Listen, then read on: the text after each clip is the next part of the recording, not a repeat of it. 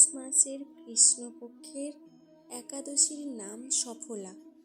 ব্রহ্মাণ্ড পুরাণে যুধিষ্ঠির শ্রীকৃষ্ণ সংবাদে এই তিথির মাহাত্ম্য বর্ণিত হয়েছে। যুধিষ্ঠির বললেন, হে প্রভু, পৌষ মাসের কৃষ্ণপক্ষীয় একাদশীর নাম, বিধি এবং পূজ্য দেবতা বিষয়ে আমার কৌতূহল নিবারণ করুন।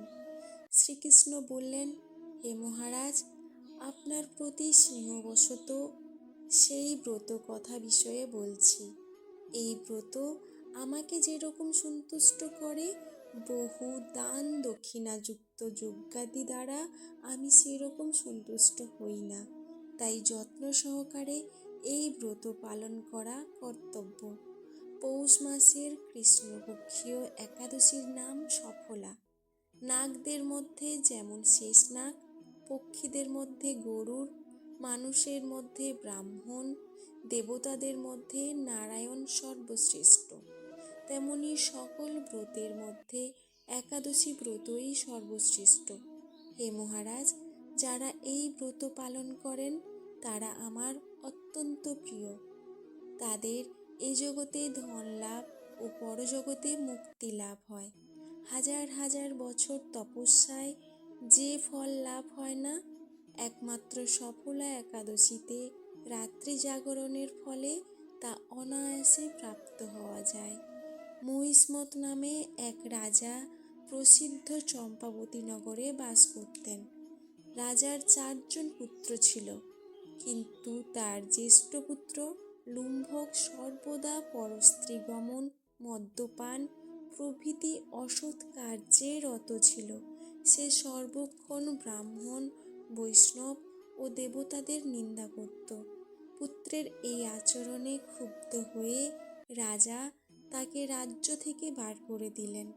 স্ত্রী, পুত্র, পিতা মাতা, আত্মীয় স্বজন পরিত্যক্ত হয়ে সে এক গভীর বনে প্রবেশ করল। সেখানে কখনো জীব হত্যা, আবার কখনো চুরি করে জীবন ধারণ করতে লাগলো। কিছুদিন পর একদিন শেষ নগরে প্রহরীদের কাছে ধরা পড়ল। কিন্তু রাজপুত্র বলে সেই অপরাধ থেকে সে মুক্তি পেল।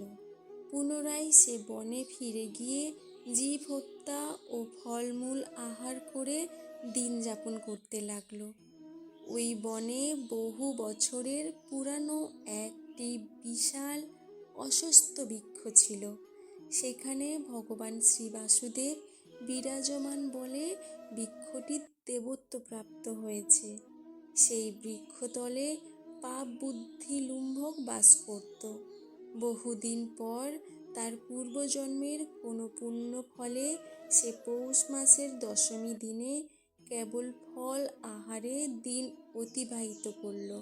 কিন্তু রাত্রিতে অসহ্য শীতের প্রকোপে সে মৃতপ্রায় হয়ে রাত্রি যাপন করল। পরদিন সূর্যোদয় হলেও সে অচেতন হয়েই পড়ে রইল। দুপুরের দিকে তার চেতনা ফিরল। ক্ষুধা নিবারণের জন্য সে অতি কষ্টে কিছু ফল সংগ্রহ করল। এরপর সেই বৃক্ষতলে এসে পুনরায় বিশ্রাম করতে থাকল। রাত্রিতে খাদ্যাভাবে সে ক্রমশ দুর্বল হয়ে পড়ল। সে প্রাণ রক্ষার্থে ঈশ্বরের উদ্দেশ্যে ফলগুলি নিয়ে, হে ভগবান, আমার কি গতি হবে বলে অশ্রুপাত করতে করতে সেই বৃক্ষমূলে, হে লক্ষ্মীপতি নারায়ণ, আপনি প্রসন্ন হন বলে নিবেদন করল। এইভাবে সে অনাহারে ও অনিদ্রায় সেই রাত্রি যাপন করল। ভগবান নারায়ণ সেই পাপী লুম্ভকের রাত্রি জাগরণকে একাদশীর জাগরণ এবং ফল অর্পণকে পূজা বলে গ্রহণ করলেন। এইভাবে অজ্ঞাতসারে লুম্ভকের সফলা একাদশী ব্রত পালন হয়ে গেল।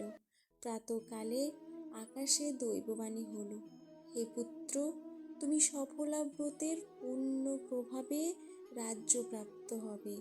সেই দৈববাণী শোনা মাত্র লুম্ভক দিব্যরূপ লাভ করল।